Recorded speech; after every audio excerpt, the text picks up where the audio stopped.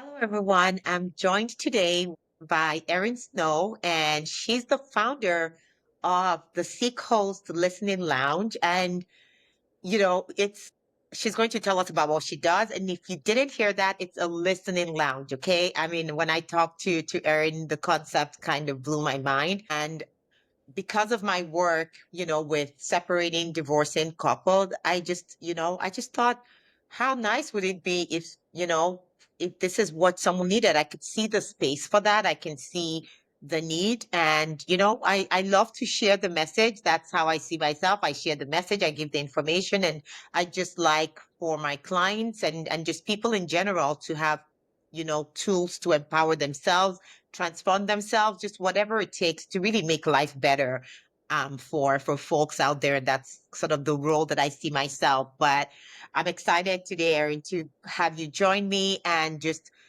talk about this radical approach you have to wellness. So I'm just going to jump right into it, Erin. Tell us, what is the Listening Lounge about? Yeah, thank you so much, Angela, for having me. I'm thrilled to be here. And thank you for sharing this message, my message. So, Seacoast Listening Lounge is a professional listening service and vent, not event, a vent space for women I like who, that, vent, not event. yeah, I just want to make that clear. Yeah. Although we do host events, but it's a space where women can come and safely and share their stories without judgment. It's truly a safe space. Yes. No, that is so nice. And Erin, I know in the past life you did some work as a paralegal. So you've been on the legal side. And, how did you transition to this? How did you go from being, because yeah, when I'm wearing my lawyer hat, I'm like the problem fixer, right? And I know that's probably kind of the role you played. How did you come about this role of just, you know what, I'm just going to sit down and listen and offer no judgment, no solutions. It's just giving a person the space to be. Can you tell me a bit about that? Yeah. So I spent almost 17 years working as a paralegal for a legal aid organization here in New Hampshire. And I directed the domestic violence project. So all of the cases I worked on were high lethality divorce, parenting, and protective order cases. So parenting cases are the custody cases. So every Yes. case that I worked on, all of my clients were at significant risk of death or serious harm by their partner. Um, and the number of those cases is not small, which may be surprising to people. And it's a scary statistic, in fact, that those cases and those things are going on all around us. And over the years, one of the things, in addition to the trauma that my clients were facing, one of the things that they said to me repeatedly over and over again, Erin, nobody is listening to me. I am telling my story. I'm telling police, I'm telling prosecutors, I'm telling family, I'm telling friends, I'm telling people what's happening to me, and nobody is hearing me. And Erin, you're the first person, even though I've told this to so many people at this point, you're the first person who's listened to me. And that really resonated with me on a personal level. I myself am a survivor of child sexual abuse. I went through years of feeling like nobody was hearing me. And to describe what that feeling is like, I think of it like being in a really crowded restaurant. Like, think of the biggest city that you know of. So, like New York City, for example. And you're sitting in a crowded restaurant in New York City, and everybody's around you having conversations, eating. And then all of a sudden, you just start screaming. You're screaming. And you look around and you're like, why is no one? The conversations are still happening, food's still going in the mouth, wine's still going back. Like, why is nobody seeing this, hearing me scream? And that's that. I get that. I understand that. So last summer, I was thinking about, okay, what is my next move? I had been in the legal field for so long. I wanted to use the skills that I had gained in that profession and thought, well, what can I do? I still want to help women. I still want to help people have a voice. And so I was sitting on a beach with my husband, and I thought, I'm gonna start this listening service. And he's like, I don't know if that's a thing. And I'm like, well, I'm gonna make it a thing. Right? To be honest, Angela, I was also at that moment really pissed off. I had just watched Sex in the City again, the series, and they're all sitting at the cafe and having fun. I'm like, who the heck has that? Who has that? I didn't have that. I did not have that. And I was like, I don't want another woman to go through Yeah. that. I had gone through a divorce myself. It was COVID. And I didn't tell my friends. And I didn't tell my friends I was getting a divorce. And people are like, "What? You didn't tell anyone?" No, I didn't tell Yeah. anyone because I was so worried that they were going to judge me. I was so worried that they were going to say, "Well, he's such a nice guy." I'm like, "But you don't know he's a nice guy. You know what I present to you because I don't want to Yes. present the other stuff." And Yes. my friends didn't know until like the U-Haul showed up at the house to get my ex's stuff. And it was COVID and people were going through a lot. I didn't tell my family really either because my dad was dying from early onset Alzheimer's. And I didn't want to put more hard stuff on my family. Yes. So, my personal experience, my professional experience, I didn't want any other person to have this heaviness, to not have a place to share that and to let it go. That wasn't therapy. So I made Seacoast Listening Lounge. That's my story. No, that's I mean, that's beautiful for sure. And I can imagine how many times you just needed to go somewhere and just, say the negative stuff because really you made a point that resonated with me. Over the years, the picture you painted of your ex-husband was of this amazing person. And that's obviously, he's important to you. So you want everyone to accept him, to see him in the best possible light. But then who Huh? do you go to when, you want to say this person is an a-hole? You know what I mean? Right. Right, exactly. Well, my ex had cheated on me, and I didn't want my friends to know that because my friend group, as a woman in my late 30s, early 40s, my friend group consisted of the parents of the kids my friends were friends with. So Yes. I'm like, and most women, I think, who have kids, that's kind of the situation. That's how we're meeting people is through Yeah. our kids. And Yes. so I wanted the best possible version of us out there because I Yeah. didn't want it to reflect not so much on myself, but negatively on my kids. My kids were already going through a lot. Their parents were splitting up. They didn't also need to lose their friends because their parents thought my Mhm. ex-husband was an a-hole. So Yes. I kept it in and I lost friends. I had friends who were like called me horrible names, told horrible stories about me behind my back and because I didn't share. And Yeah. I carried that burden. And even if we have the best friend group, even if we have the most supportive friend group out there, there are a lot of times where we don't want to keep either dumping on our friends, or maybe there's Yes, something that that is we're true. ashamed of that we don't want to share. But a lot of times, like our friends just get burned out. Like, if you're No, it hanging is out, it is true. I get yeah, that is something that's personal for me too. I feel like if I've talked about something more than a couple of times, by the third time, no matter how much is bothering me, I don't want to say it again because I'm thinking, uh-huh, well, I don't want to be that person. I don't want getting together to always be all about my problems and why am right. I putting a dampener on it? So I can definitely that's absolutely true. Like they're amazing people, they're there for you, but even you sometimes don't want to share certain things because Mhm. you don't want to be that person in the group. Right, right. You're going to be the Debbie Downer of the group. Like, oh, here she comes again. Here's Angela. Well, great. We're going to dinner again. And here she is What talking about whatever it is what has again for the happened this 100th time? time. What has he done? What has the she done? What is like, you Right. know what I mean? Like it's just, yeah. But Yeah, no, but exactly. I want to get your perspective on how this is different from therapy because I know some people are thinking, well, then I can just go tell my therapist this. Like, how is this different? Yeah. So first, I will say I'm not a therapist. Again, my training is in trauma informed advocacy. My background is legal. I'm not a therapist, and this is different from therapy in that there's no diagnosis. I'm not looking to diagnose you.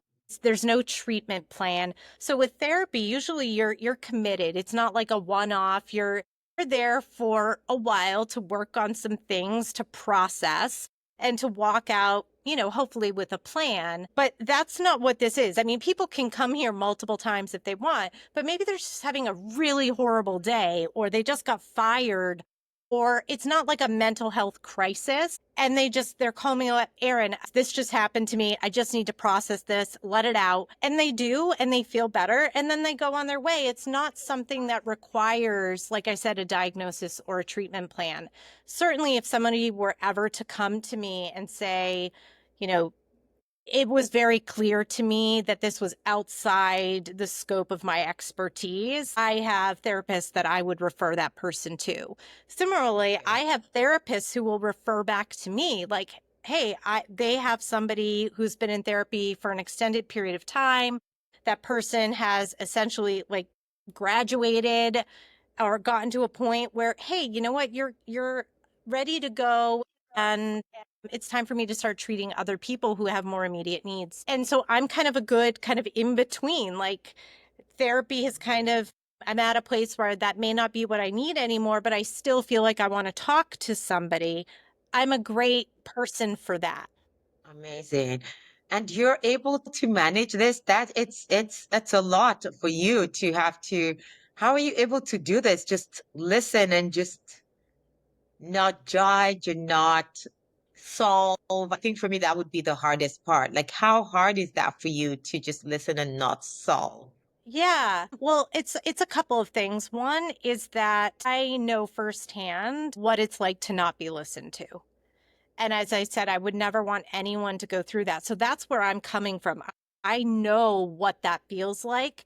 And I know what I wanted in those moments where I was not listened to throughout the course of my life. And that's why I always ask when somebody comes in, how do you want me to listen to you? That's like not a question that we ask each other in our conversation. Expand on that a bit for me because I'm not. What do you mean when you ask that? Well, because some people, they're looking for something. And I think, Okay. like you mentioned a couple times, the fixing aspect of it. How do you not judge? How do you not fix? That may Yes. not be our inclination, is to fix it, to solve the problem. And that Yes. may not be what the person wants. The person may just say to me, how I want you to listen to me right now, Erin, is to nod, to say, to be completely present, make eye contact. Great. That is how I will show up for you. I know what that feels like. I know how the why of wanting that, right? From my own personal experience. I also know that some people are like, I want you to get in there with me and be like, "Ugh," and like, I'm mad and I want you to be mad. And I'm like, okay, I'm there for that too. It's really, what does that person want in the moment? And yes, Yeah. I'm not here to offer fixes. I'm not here to offer solutions. But if somebody says to me, Erin, I want to know what you think about this. Here's the Mhm. situation. You don't know me. You don't know my friends. You don't Yes. know my family. You don't know the players. What is your kind of unbiased opinion in this situation? And if that's what the person wants, I will offer that. I will not offer that if they don't ask me, though. So that's why I always start Oh, I'm with, happy to hear that. yeah. If someone kind of wanted to, maybe they're done venting and they're like, what do you think? Am I crazy? So you're able to give them that honest opinion if it's asked of you. Yes. Yep. And that's why I always kind of ask, what do you want from this session? We do like a check-in. How do you want me to listen to you? And then if it's very clear, if someone says, I just want you to sit there and I want to just talk and I need you to just make eye contact and say, okay. But if they're pausing and they're looking at me like, Erin, say something. I'm like, do you want me to respond? What do you need from me in this moment? And they're like, yeah, what do you think? I'm like, Yes. yeah, he's an a-hole. Yeah. Like, yeah, I see why you divorced him. Mhm. Yeah, I will, but only if that's what they want. This space is for women to show up how they are in the moment. It doesn't need to be pretty. It doesn't, I think a lot of times as women, we put so much effort into how to package things and how we want things to look because we're afraid that if people see our messy, that we're going to be judged. And I think that this is a real space where people can let that guard down and be their authentic selves, even if it's for a half an hour, even if it's for an hour. Come in like just be you without any strings attached, without any Yes. preconceived notions, like, and walk away going, that felt amazing to just let it go for even that short period of time. No, that is absolutely amazing. And Erin, you only work with women. Why? I get that question Because a there's a lot lot. of men I, that also would also love this, but how come you're choosing to focus on just women? yeah. Okay. So I'll give you, so I am a woman and I have worked primarily with women in my career. But I have also had some I just wanted to cut out some if on my social media. I did a post about this actually because I've Oh, had really? some odd responses, some really like inappropriate responses. And I'm like, I Yes. just don't really want to deal with that. And I would 100% if there is someone out there who's like, hey, this is such an interesting concept. I want Yes. men to have this because I want men to have this too. And if men want to talk to me and they want to hear the female perspective, I am happy to offer that. Or if there is someone out there that's like, hey, this is such a unique, cool service and it should Yeah. be for men too, I'm so supportive of that. And I would do anything to help set that Okay. up. Yeah. Okay. Okay. So this is not something you're open to the idea of working with men. It's not just something you're not closed off from men entirely. No, I am Good. not a At least, man hater. I am business not a wise. man hater. Yes. No, I just am go for happily it. But I mean, remarried. I hear I could see why. I mean, you might choose to just work with women as given your background, with domestic violence. And I recognize that there's a lot of men that go through Mhm. that, but Yeah. predominantly it is women. So I can see how that might have resulted in sort of your work being more geared towards like the female gender. So that's great. Erin, if someone wanted to work with you now, I know you offer your services online.